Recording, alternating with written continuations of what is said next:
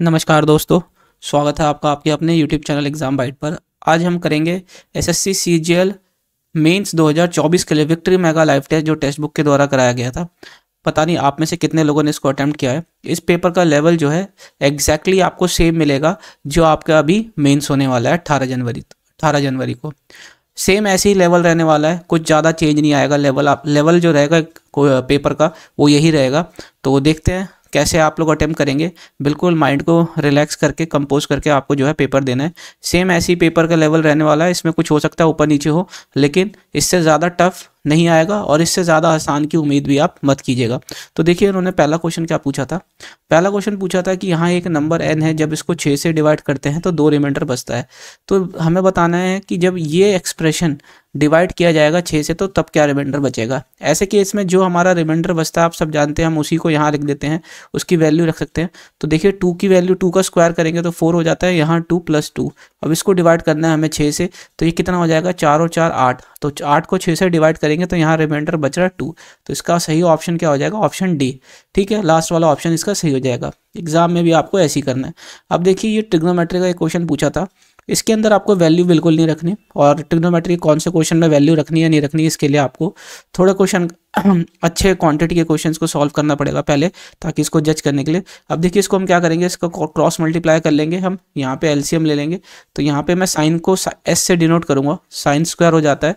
तो जब मैं इसको इससे क्रॉस मल्टीप्लाई करूँगा इसको इससे, तो देखिए क्या हो जाएगा, ये 1 plus cos square cos theta का स्क्वायर हो जाएगा। तो मैं इसको खोल देता हूँ सीधा, 1 plus cos square theta plus 2 cos, नीचे आ जाता है साइन, और यहाँ हो जाएगा 1 प्लस कॉस। ठीक है, ये अब यहाँ पे इस 10 की जगह मैं साइन बाय कॉस और कॉट की जगह मैं कॉस बाय साइन रख लेता हूँ। ये भी क्रॉस मल्टीप्लाई हो जाएगा, तो नीचे आ जाता है sine square plus cos square, ऊपर साइन कॉस आ जाएगा। ठीक है, तो अगर आप देखें ये और ये 1 हो जाता है, 1 और 1 2 हो जाएगा। 2 जब बाहर कॉमन ले लेंगे तो 1 प्लस कॉस अंदर बचेगा, नीचे 2 1 प्लस कॉस हो जाएगा, यहाँ पे साइन कॉस हो जाता है, और ये 1। तो देखिए यहाँ से ये कट गया। ठीक है, और ये साइन है, सॉरी 2 नहीं, ये साइन है, तो ये साइन से ये साइन कट जाएगा, तो आंसर आ जाएगा 2 cos थीटा इसका। तो जो ऑप्शन 4 इसका सही आंसर हो जाएगा। ठीक है, एग्जाम में भी आपको ऐसे ही अटेम्प्ट करना है। अब यहाँ पे आप देखिए इसको सिंगल डिस्काउंट बनाना है। सिंगल डिस्काउंट के लिए आप कुछ भी दो को पहले सॉल्व कर सकते हैं। तो डिस्काउंट का फॉर्मूला है a + b - a × b/100। ठीक है ना, तो पहले हम इन दोनों को सॉल्व करेंगे। तो देखिए 20 और 10 30 हो जाता है, 30 में से ये हमारा 200/100 हो जाएगा, तो 30 में से 2 गया 28। अब ये 28% और 25% का हमें क्या करना है, डिस्काउंट निकालना है, सक्सेसिव डिस्काउंट। तो देखिए 28 25 माइनस 28 × 25/100, तो 25 से ये 4 बारी में चला जाएगा, 4 से ये कितनी बारी में चला जाएगा, 7 बारी में। तो 25 में से 7 गया तो कितना हो जाएगा, ये हमारा 18। 28 और 18 की अगर हम बात की जाए तो कितना हो जाता है हमारा 46%, जो कि ऑप्शन सेकंड इसका सही हो जाएगा। ठीक है, अगला क्वेश्चन देखिए, कहता है कि 10² - 6 10 a + 9 की वैल्यू दे दी है और हमें इसकी वैल्यू पूछी है। इसको हमें सॉल्व करना पड़ेगा। कैसे, देखिए 10² a को, ठीक है, मैं इसको 10 को t से डिनोट कर देता हूँ।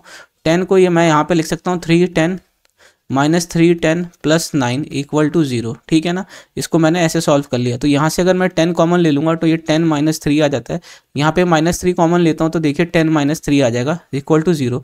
तो यहाँ पे मैं 10 थीटा जो ले सकता हूँ वो क्या ले सकता हूँ, 3, क्योंकि दोनों इक्वल रूट आ रहा है। 10 थीटा अगर 3 है तो ये क्या होता है 3/1 है ना, 3/1।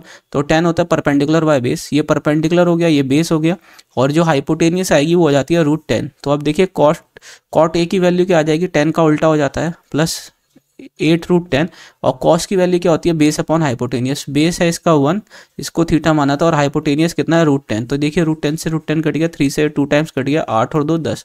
तो 10 इसका आंसर आ जाएगा, जो कि ऑप्शन 4 है। ठीक है, अगला क्वेश्चन देखिए, पूछा गया था एक मैन्युफैक्चरर का प्राइस जो दे रखा है, मार्क प्राइस, वो 1800 रुपये दिया हुआ है।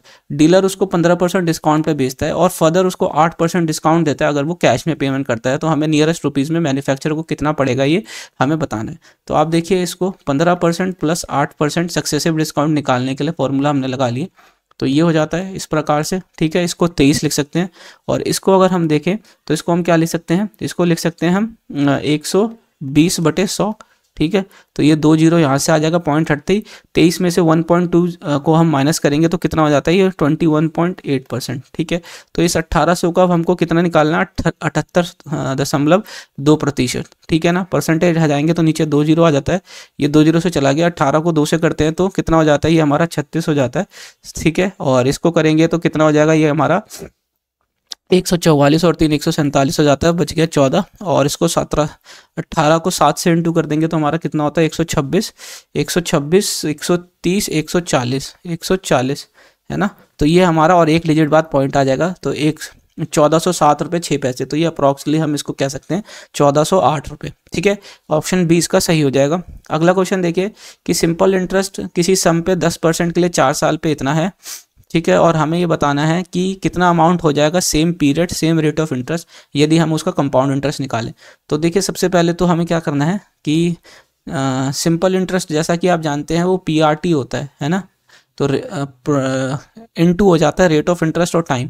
तो अगर 10% 4 साल के लिए निकाला जाए तो कितना हो जाता है, 40%। तो 40% की अगर हम बात करें तो कितना हो जाएगा, ये हमारा ये हो जाता है हमारा जब इसका परसेंटेज का आप उसको सॉल्व कर लेंगे तो ये हो जाएगा हमारा कितना, 5 की चीज़ पे 2 का इंटरेस्ट लग के 7। तो ये जो 2 बड़ा है ये है इंटरेस्ट, इसकी वैल्यू कितनी दे रखी है, 3200। तो ये कितना गुना है, ये सीधा सीधा 1600।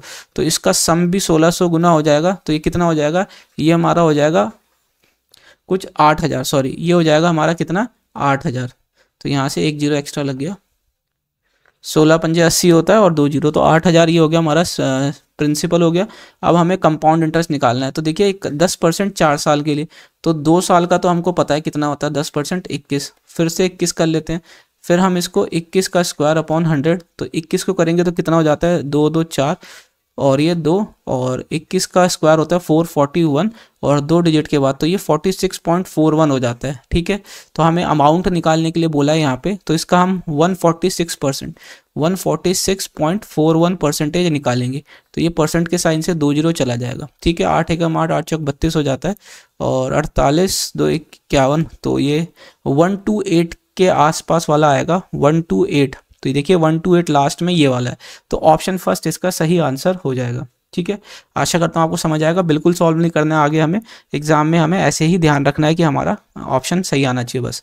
अगला क्वेश्चन देखिए, कहता है कि total surface area right pyramid का जिसका बेस स्क्वायर है 8 सेंटीमीटर साइड है, उसका कितना दे दिया हमें, 208 सेंटीमीटर स्क्वायर। तो हमें स्लांट हाइट पूछा है।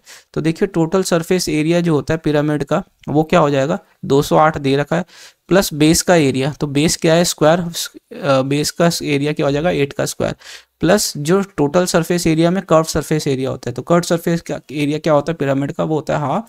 फिर हो जाता है हमारा इसका बेस का पेरीमीटर, तो ये 8 और 4, ठीक है, बेस का पेरीमीटर। फिर हो जाता है ये हमारा स्लांट हाइट, ठीक है ना। तो देखिए ये 2 से कितनी बारी में चला गया, 2 बारी में। और यहाँ से अगर आप इसको कितना करेंगे 64 64 इसमें से माइनस कर देंगे तो ये हमारा कितना आ जाएगा, यहाँ से 4 और ये 144 इधर से हो गया और ये 8 दूनी 16 इधर डिवाइड हो जाएगा स्लांट हाइट के लिए, ठीक है ना। तो 16 को जब आप इससे कर लेंगे तो कितना आ जाएगा 9। तो इसकी हाइट जो जाएगी स्लांट हाइट वो क्या आ जाएगी 9 सेंटीमीटर, जो कि ऑप्शन थर्ड इसका सही है, ठीक है। अगला क्वेश्चन देखिए। अगला क्वेश्चन ये कहता है कि हमें एक कार्डबोर्ड का क्लोज बॉक्स बनाना है जिसका साइज है 20 बाय 10 बाय 8 का। इसका बनाना, ये साइज का हमें बॉक्स बनाना है क्लोज बॉक्स। तो हमें बताना है कि कितना एरिया का कार्डबोर्ड लग जाएगा, कितना, ठीक है। तो ये हमारा क्या हो जाएगा 2 टाइम्स लेंथ इंटू ब्रेथ, ठीक है। तो ये कितना हो जाता है 200 और ब्रेथ इंटू हाइट कितना हो जाएगा हमारा 80, फिर हाइट इंटू लेंथ कितना हो जाएगा 160। तो इसको जब आप जोड़ लेंगे 160 को और 80 को तो ये 240 हो जाता है और 240 में 200 जोड़ देंगे तो 440, इसका दुगुना करेंगे तो कितना हो जाएगा ये हमारा 880, जो कि ऑप्शन फर्स्ट सही हो जाएगा। अगला क्वेश्चन देखिए क्या कहता है। अगला क्वेश्चन ये कहता है कि अनूप किसी कैन रो 33 किलोमीटर डाउनस्ट्रीम और 35 किलोमीटर अपस्ट्रीम इन 8 आवर्स, ठीक है। वहीं पे वो क्या करता है कि 44 किलोमीटर डाउनस्ट्रीम और 28 किलोमीटर अपस्ट्रीम सेम टाइम में कवर करता है। तो हमें टाइम बताना है कितना लगेगा उसको 55 किलोमीटर डाउनस्ट्रीम और 14 किलोमीटर अपस्ट्रीम कवर करने के लिए। तो देखिए ऐसे क्वेश्चन को मैं कैसे करता हूँ कि हम 33 किलोमीटर डाउनस्ट्रीम जा रहे हैं, क्योंकि जो स्पीड होती है जो टाइम होता है वो हो जाता है क्या डिस्टेंस अपॉन स्पीड। तो डिस्टेंस और नीचे स्पीड आ जाएगी इनकी स्ट्रीम की, डी का मतलब है डाउनस्ट्रीम की स्पीड, और 35 किलोमीटर वो अप स्ट्रीम की स्पीड से 8 घंटे में कवर करता है, ठीक है, और यही सेम टाइम में कवर करेगा वो इतना। तो मैंने यहाँ पे दोनों को इक्वेट कर दिया, ठीक है। 44 डाउन स्ट्रीम, 28 अप स्ट्रीम। अब देखिए डाउन स्ट्रीम इसको इधर ले जाते हैं तो ये कितना हो जाता है हमारा 44 में से 33 गया तो 11 डाउन स्ट्रीम हो जाएगा, और इसको मैं इधर ले आता हूँ तो ये कितना हो जाएगा 35 में से 28 गया 7 डाउन स्ट्रीम।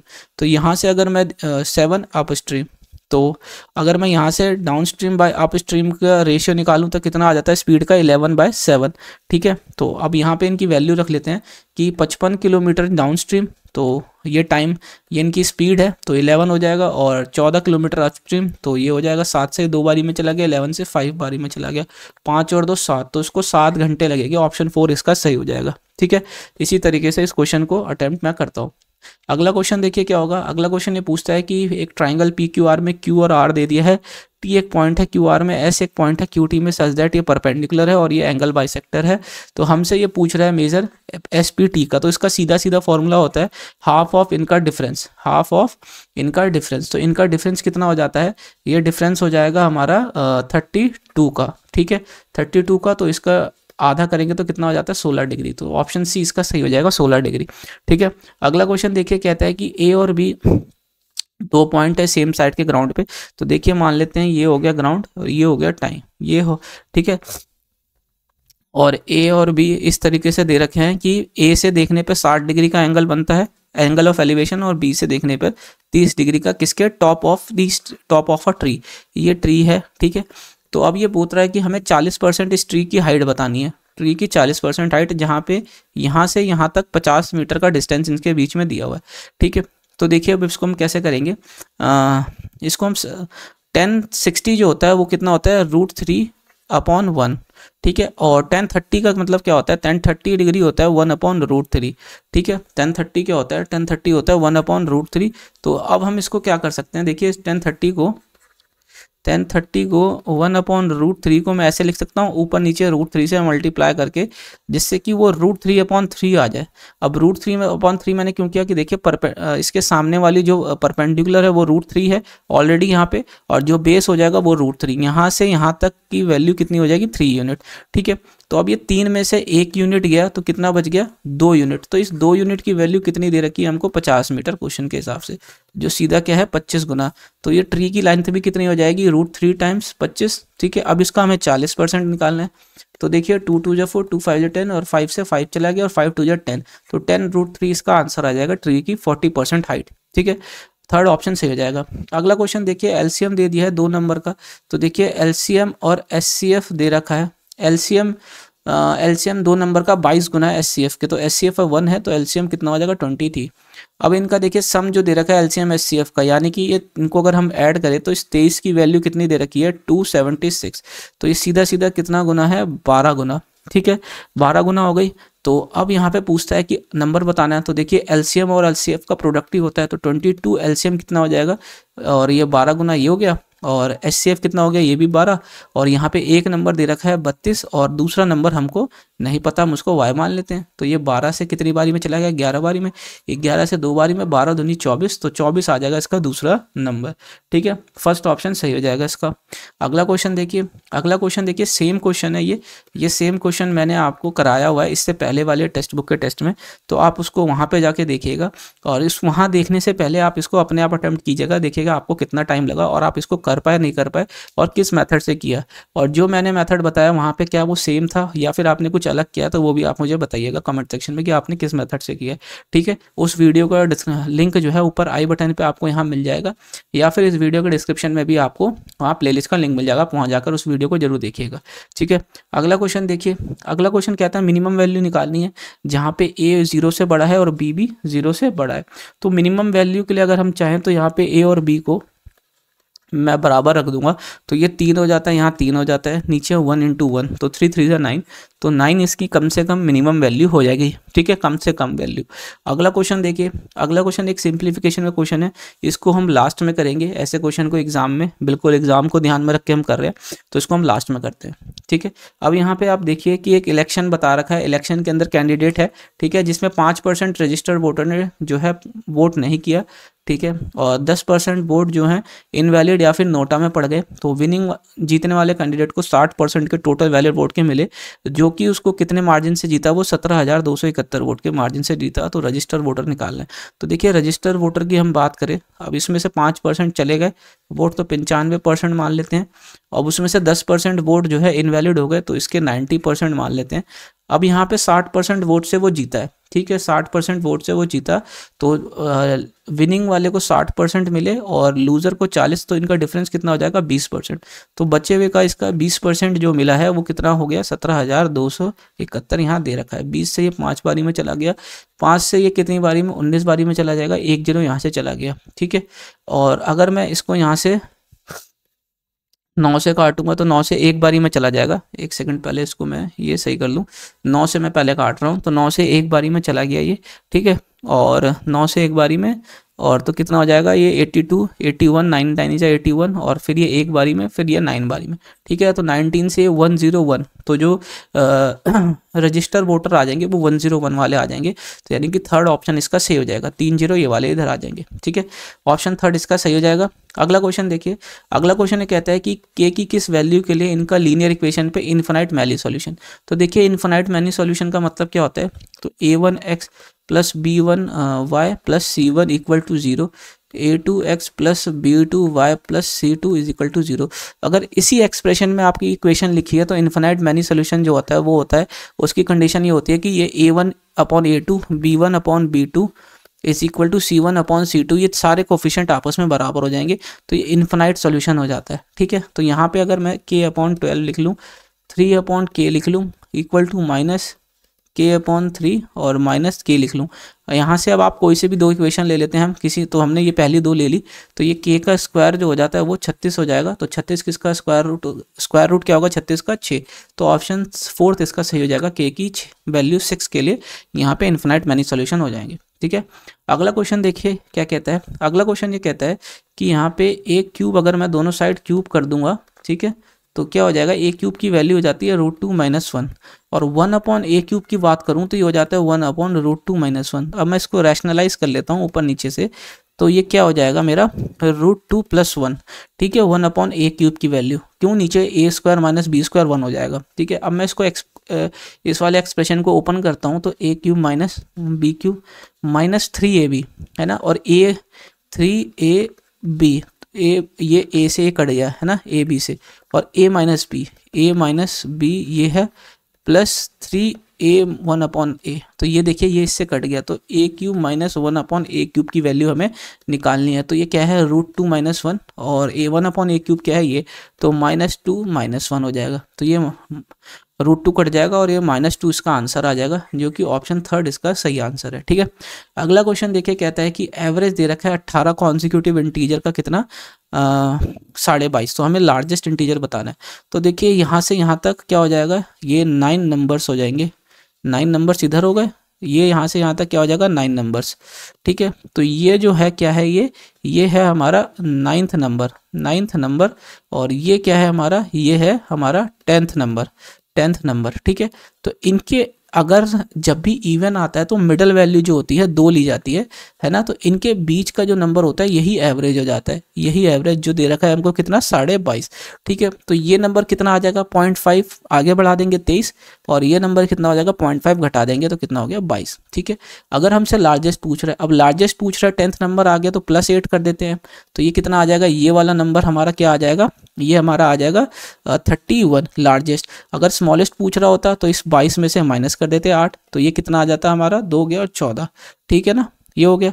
तो हमसे लार्जेस्ट पूछ रहा है तो 31 हमारा सही हो जाएगा, ऑप्शन थर्ड। अगला क्वेश्चन देखिए कहता है कि a square plus B square 49 c square plus 18 ये दे रखा है, और मैं इसकी वैल्यू देखिए, इस क्वेश्चन के अंदर जब भी 2 बाहर कॉमन आ जाए तो हमें कुछ नहीं करना, अब हमें अंदर जो है कोफिशिएंट जो है वैसे ही ले लेना उसके साइन के सहित। तो जो a की वैल्यू आ जाएगी इसके साइन के सहित -1, ठीक है, b की वैल्यू उसके साइन के सहित यानी कि +1। अब c की वैल्यू में देखिए कि क्या है, ये 28, ठीक है। 28 यहाँ आ रहा है, लेकिन यहाँ पे भी हमें कोफिशिएंट का ध्यान रखना है। तो यहाँ पे हमारा जो कोफिशिएंट होगा उसको हम यहाँ नीचे रख देंगे। तो 7 से 4 बारी में, 7 से 7 बारी में। अब इन वैल्यू को रख लेते हैं यहाँ पे, तो ये -2 हो जाएगा, बी की वैल्यू -1 हो गई, प्लस 7 इंटू सी की वैल्यू 4/7, 7 से 7 चला गया तो -2 -1 -3 हो जाता है। 4 में से -3 गया तो बच गया 1। तो ऑप्शन डी सही हो जाएगा, इसका आंसर 1। ठीक है, अगला क्वेश्चन देखिए। 20% अगर किसी प्राइस में रिडक्शन करते हैं तो 6 बनाना ज़्यादा खरीदता है एक आदमी 80 रुपये का। ठीक है, कस्टमर को तो हमें घटा हुआ बनाना का प्राइस बताना है, वो भी पर डजन में। ठीक है, 12 किलो का। तो देखिए ऐसे क्वेश्चन को मैं बहुत इंपॉर्टेंट बताता हूँ, और सिर्फ ओनली वन मेथड ऐसे सारे क्वेश्चन के लिए मैं कराता हूँ हर अपनी वीडियो में। आप पहले की भी मेरी वीडियोस को देख सकते हैं, वहाँ पे आपको सेम यही मेथड मिलेगा, और मैं आपको बताता हूँ कि इस मेथड से आपके सारे क्वेश्चन हो जाएंगे लगभग इससे रिलेटेड। तो देखिए 20% का मतलब क्या होता है, एक की कमी 5 पे। ठीक है, तो अगर मान लेते हैं प्राइस क्या है, प्राइस है 5 की कमी, 5 रुपये अगर था किसी का दाम तो अब हो गया 4। ठीक है, लेकिन कंजप्शन की बात की जाए तो कंजप्शन अगर हमें सेम खपत रखनी है तो कंजप्शन उल्टा हो जाता है, 4 की चीज़ 5 पे। ये बस एक कंडीशन जो है मैं अपनी तरफ से मानता हूँ कि इसको आप मान लीजिए कि अगर 5 से प्राइस 4 हुआ है तो कंजप्शन बढ़ गई, क्योंकि अगर रेट कम हो गया तो बस ये हमने मान लिया। अब आप देखिए ये जो 1 की बढ़त आई है वो क्या है, क्वांटिटी में, कंजप्शन में, यानी कि 6 बनाना। तो पहले अब 1 की वैल्यू क्या हो गई 6, तो पहले अगर वो 24 बनाना खरीदता था तो अब कितना खरीदता है, 30 बनाना। ठीक है, अब ये कहता है कि ये 30 बनाना वो कितने में खरीदता है, 50 रुपये में। ठीक है, तो हमें निकालना कितने का है, 12 का। तो ये 50/30 इंटू 12 कर देते हैं, 1 0 चला गया यहाँ से, 3 से 4 बारी में, तो 5 4 जा 20। तो ये 20 रुपीज़ पर डजन हो गया इसका घटा हुआ रेट, है ना। 1 सेकेंड, यहाँ एक मिस्टेक ये करी कि ये 80 रुपये में खरीदता था तो ये 80 होगा। ठीक है, ये 80 होगा तो 8 चौक 32 हो गया, तो यानी कि 32 रुपये पर डजन हो जाएगा इसका रिड्यूस्ड रेट। ये हो जाएगा ऑप्शन 3। अब यहाँ से चाहे तो आप पुराना रेट और क्या नाम है, कितना घटा हुआ है, क्या है, सारी क्वांटिटी आप यहाँ से निकाल सकते हैं, प्राइस में, कंजप्शन में, सब चीज़ में, सिर्फ एक इस मेथड से। इस टाइप के सारे क्वेश्चन आपके इस मेथड से हो जाएंगे। ठीक है, 32 रुपये इसका रिड्यूस रेट आ गया। अगला क्वेश्चन देखिए कि अगला क्वेश्चन ये कहता है कि ये इस तरीके से आपको दे रखा है एक्सप्रेशन, और इसको मैं लास्ट में करेंगे इस क्वेश्चन को भी। और अब आप देखिए यहाँ पे फ्रूट वेंडर रिकवर करता है कॉस्ट ऑफ 95 ऑरेंज को 80 में बेच के। तो देखिए इसका प्रॉफिट परसेंटेज निकालना है, तो प्रॉफिट परसेंटेज में कितना प्रॉफिट है, 15 का प्रॉफिट 80 पे इंटू 100 कर देते हैं। तो यहाँ से अगर आप देखें तो 1 0 से 1 0 चला गया, 2 से 4 में, 2 से 5 बारी में, तो ये 75/4 हो जाएगा। तो इसकी बात की जाए तो ये कितना हो जाता है हमारा, 1 हो जाएगा, और ये 18.7 जाएगा। तो यानी ऑप्शन फर्स्ट इसका सही आंसर हो जाएगा। ठीक है, अब आप ये पूछेंगे इसके अंदर कि आपने इसको कैसे, इसको 18 पॉइंट लिखा।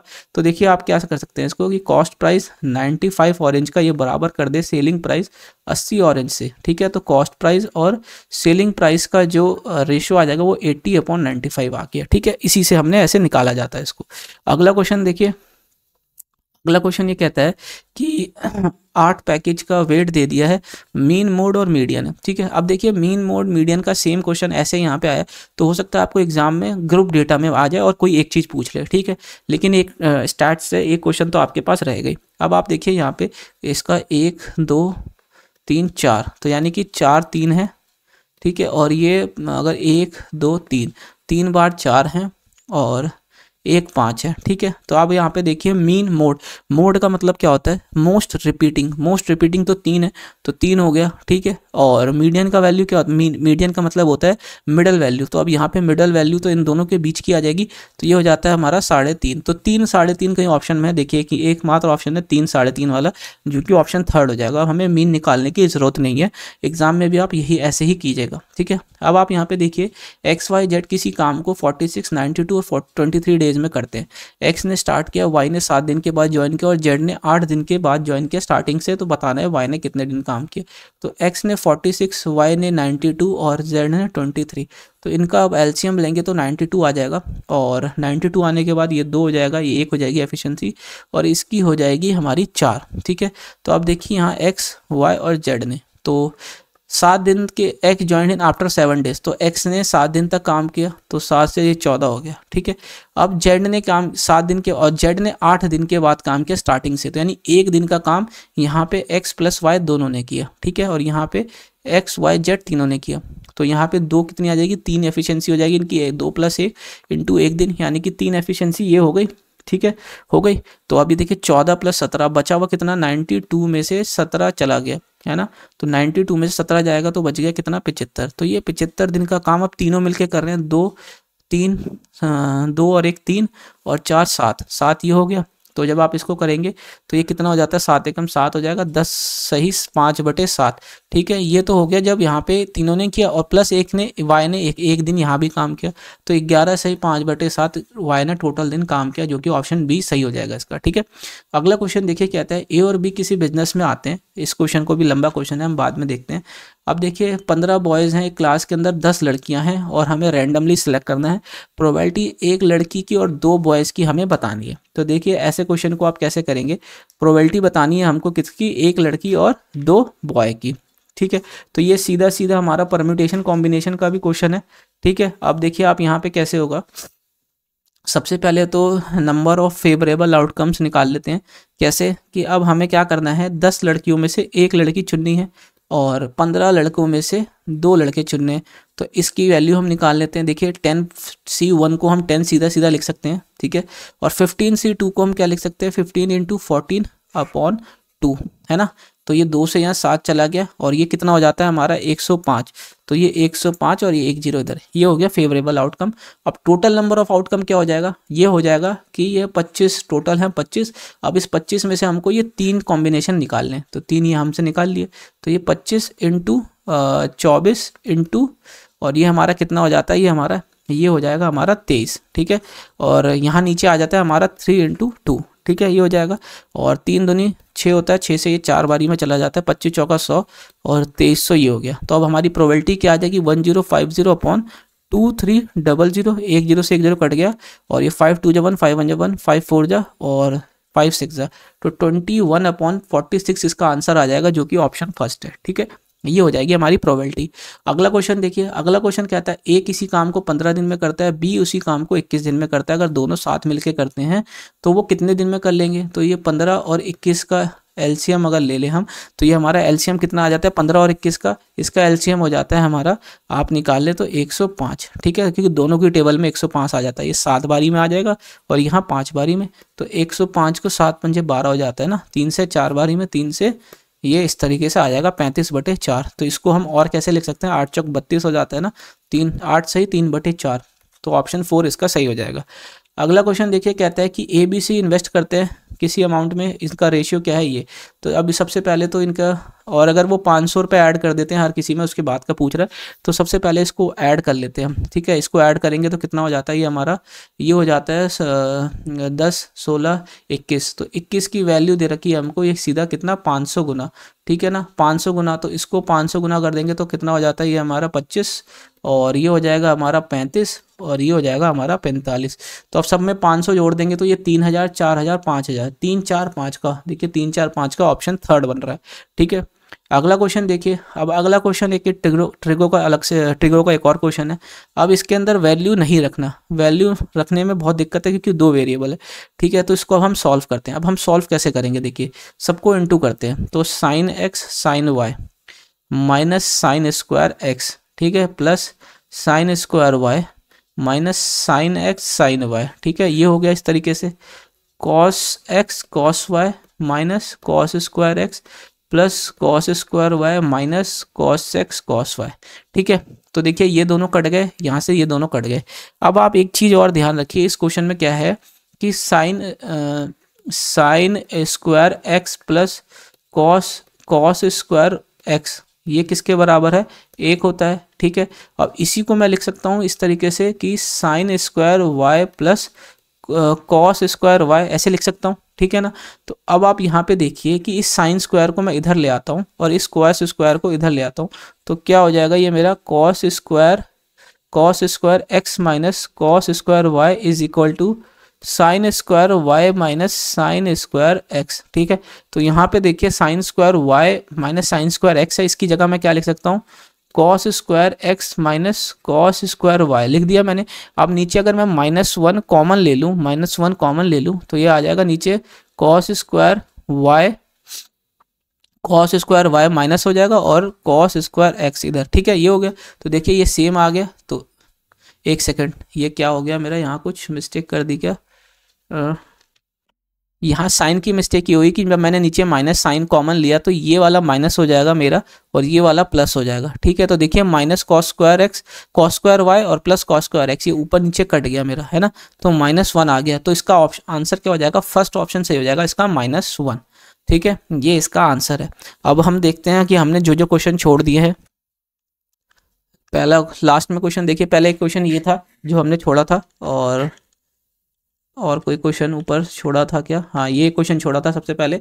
तो इसको सॉल्व करते हैं। देखिए सबसे पहले तो ब्रैकेट के अंदर का, तो ये 4 में से 2 गया 2, 6 दूनी 12, 12 और 9 आ जाता है 21। तो 3/7 को अगर मैं 21 करूँगा 7 या 21 हो जाता है, 3 3 9, और 9 को 9 से डिवाइड करूँगा तो हो जाएगा 1 प्लस, ये कंप्लीट हो गया। अब इधर मैं बात करता हूँ ऊपर नीचे, यहाँ 2 से ऊपर नीचे 2 से इंटू कर लूँगा तो कितना हो जाएगा, ये 10, 10 और 6 16, 16 से 16 कट गया यानी 1, ठीक है। तो 1/5 डिवाइडेड बाय 7/25 माइनस 1, ये हो जाएगा। तो इसको मैं उल्टू करके 25/7 कर लेता हूँ, तो 5 से 5 बारी में चला गया, तो 7 इधर गया, तो -2/7, -2/7 आ गया। तो ये -2/7 आ गया ऊपर, ठीक है। अब यहाँ पे 16 में से 10 गया 6, 6 से 4 बारी में चला जाएगा 24, और ये 4 से कितनी बारी में गया, 5 बारी में, 5 5 10 है ना, 4 5 20 होता है ना। तो ये 5 चला गया, 5 और 5 10, 10 में से 1 गया 9, 9 से 4 बारी में, तो ये 4 बारी में हो गया, ठीक है। 7 में से 2 गया 5/7 और 4 और 4 8, तो ये 5 बटे कितना हो जाएगा, 7 8 56, 5/56 इसका आंसर आ जाएगा, जो कि ऑप्शन सेकंड इसका सही है, ठीक है। अगला क्वेश्चन देखते हैं जो हमने छोड़ा था। अगला क्वेश्चन था ये, अब देखिए अगला क्वेश्चन कहता है कि हमें इस नंबर को 99 से डिवाइड करना है और k इंटू पी का प्रोडक्ट बताना है। तो अब हम इसको कैसे लिख सकते हैं, इसको मैं लिख सकता हूँ यहाँ 48K2048P6। अब 99 का मतलब है 9 और 11 2 से मल्टीपल है, और दोनों का ही हमें चेक करना है। सबसे पहले हम 9 का देख लेते हैं। देखिए 8 8 16 और 2 18, तो ये 9 से कट गया, ठीक है। 6 3 9 बच गया 1, 4 और 1 5 प्लस K प्लस P, ठीक है। अब इसको मैं क्या कर सकता हूँ, इसको 4 13 ऐसे इसकी वैल्यू आनी चाहिए 9 से डिवाइड होने के लिए। अगर मैं 11 का मल्टीपल देखूँ तो 48K2048P6, तो ये यहाँ से यहाँ इसको अगर माइनस करते रहे कॉन्जिक्यूटिव पोजीशन के नंबर्स को, तो ये -4, यहाँ से करेंगे तो K -2, यहाँ से करेंगे तो -4, यहाँ से करेंगे तो +8 माइनस P, और ये करेंगे तो +6। तो देखिए 4 और 4 8 से ये 8 कट गया, तो K -P और +4 ये बच गया। तो आप यहाँ पे देखिए, यहाँ तो यहाँ 0 हो सकता है, या तो यहाँ ये 7 हो सकता है, ठीक है। 11 का मल्टीपल बनाने के लिए 7 4 11 होता है, या तो फिर, या सॉरी ये 0 नहीं -4, 0 बनाने के लिए हम इसको -4 लिख सकते हैं, ठीक है। तो अब आप देखिए यहाँ पे, अगर मैं यहाँ पे 7 और 13 लेता हूँ तो 20 हो जाता है ना। अगर मैं इस एक्सप्रेशन को सॉल्व करूँगा तो दोनों को ऐड कर दूंगा तो 2K की वैल्यू क्या आ जाएगी, 20, है ना। तो जिससे कि K की वैल्यू आ गई 10, तो K की वैल्यू 10 आ गई तो प्रोडक्ट तो ज़्यादा हो रहा है ऑप्शन के हिसाब से, तो हम ये ऑप्शन नहीं ले सकते। अगर मैं K प्लस P को यहाँ से 4 लेता हूँ और K माइनस P को मैं -4 लेता हूँ, दोनों को ऐड करता हूँ, तो देखिए 2K की वैल्यू तो 0, यानी K की वैल्यू 0 आ गई, P की वैल्यू 4, इनका प्रोडक्ट आ गया 0, जो ऑप्शन में प्रेजेंट है। तो इसका मतलब ऑप्शन डी इसका सही हो जाएगा 0, ठीक है, ये हम ले सकते हैं। अगला क्वेश्चन देखते हैं जो हमने इसके अंदर स्किप किया था। एक क्वेश्चन हमने ये स्किप किया था 26 कि जिसमें बोलता है कि ए और बी किसी बिजनेस में आते हैं, 60,000 इन्वेस्ट करता है ए 1 साल के लिए, 3 महीने के बाद बी आता है 80,000 के लिए, ए और बी, ठीक है। 60K, ठीक है, इसने 12 महीने के लिए, और 80K इसने कितने 3 महीने बाद यानी 9 महीने के लिए। उसके बाद दूसरे साल फिर आ जाता है, यानी कि दूसरे साल तक ये इन्वेस्टमेंट जाता है, जहाँ ए 30,000 और इन्वेस्ट करता है, तो यानी कि वो 90K कर देता है, और बी 5,000 निकाल लेता है, तो यानी कि अब वो क्या 75,000 इन्वेस्ट करता है at the end of 2 year, ठीक है। तो यानी कि इसने पूरे 12 महीने यहाँ लगाए, यहाँ पे भी ये 12 महीने हो गए, तो प्रॉफिट अर्नड बाय ए इतना है, ठीक है। तो अब आप देखिए यहाँ पे, अगर मैं 12 कॉमन ले लेता हूँ तो ये 150K × 12 ऐसे हो जाता है, और ये 8 9 72, ठीक है, ये हो जाएगा, और 12 5 60 84 और ये 90 ऐसे हो जाता है, तो ये 1620K इस तरीके से हो जाएगा, ठीक है। ये हमने ऐसे सॉल्व किया। अब यहाँ पे आप देखें कि ये K से ये K चला गया, ठीक है, ये 0 से ये 0 चला गया, ठीक है। और अगर मैं बात करूँ यहाँ पे 6 से, अगर मैं तीन से 5 बारी में, 3 से 15 बारी में, और 3 से 4 चौला, और 6 दूनी और 6 निमा। तो यानी कि जो इनका इन्वेस्टमेंट का रेशियो आ जाता है वो 10:9 के रेशियो में आ जाता है। ठीक है, अब देखिए टोटल प्रॉफिट का ये कहते हैं कि profit earned by if they distributed half of the total profit equally and rest in capital ratio. तो ऐसे क्वेश्चन में क्या करा जाता है कि हम मान लेते हैं, लेट कर लेते हैं जो टोटल प्रॉफिट है ना उसको मान लेते हैं क्या 4x। कैसे? क्योंकि ये हाफ इक्वली डिवाइड हुआ है। तो देखिए ए में जो प्रॉफिट आया होगा ना वो इसका आधा यानी 2x। ये तो ए और बी दोनों ले गए होंगे x और x। ठीक है, और ये 2x जो है इनके रेशियो में बटा है, तो यहाँ पे ये x तो इधर आएगा ही आएगा, प्लस अब जो है इनका प्रॉफिट इस 2x में से इनके इसमें आएगा, क्या नाम है, इनके इन्वेस्टमेंट के रेशियो में, तो 10/19। तो इसकी वैल्यू कितनी दे रखी है हमको? ये दे रखी है 35,880। तो यहाँ से अब आपको x की वैल्यू निकालनी है। उसके बाद फिर आपको क्या करना है, x प्लस इस 2x को फिर 9/19 के रेशियो में बांटना है। ठीक है, तो ये थोड़ा लेंदी क्वेश्चन है और इस क्वेश्चन को तो एग्जाम में स्किप ही करना होता है। एक क्वेश्चन तो ऐसा एग्जाम में आएगा ही कि आपको वो स्किप करना हो, या फिर आपके पास जब टाइम बचे तो लास्ट में आप इसको रख लीजिएगा, क्या नाम है, कहीं पे टिक करके किसी शीट में, कि अगर टाइम बच जाए आपके पास रीजनिंग के बाद तो आप इसको सॉल्व ज़रूर करें। ठीक है, तो ये था हमारे सारे 30 के 30 क्वेश्चन। आशा करता हूँ आपको समझ में आया होगा कि एग्ज़ाम में जो पैटर्न होगा या लेवल होगा पेपर का वो बिल्कुल सेम यही लेवल आपको देखने को मिलेगा। बस आपको अपना दिमाग शांत रखना है, काम रखना है, कूल रखना है, कंपोज रखना है, और प्रेजेंस ऑफ माइंड अपना जो है पूरा एग्जाम में रखता है, बिना किसी डर से आपको टाइम मैनेज करते हुए क्वेश्चंस को सॉल्व करते हुए आगे बढ़ना है। आपका सारा पेपर जो है अच्छा जाएगा। तो आशा करता हूँ अभी तक सॉल्यूशन अच्छे लगे। सॉल्यूशन अच्छे लगे तो वीडियो को लाइक कीजिएगा, और अगर अभी तक हमारे चैनल को आपने सब्सक्राइब नहीं किया तो चैनल को सब्सक्राइब करके साथ ही में बेल आइकन को प्रेस कर लीजिएगा, जिससे कि आने वाली वीडियो का नोटिफिकेशन आपसे ना मिस होके। तो मिलते हैं अगली वीडियो में, तब तक एग्जाम बाइट चैनल को देखने के लिए बहुत बहुत धन्यवाद।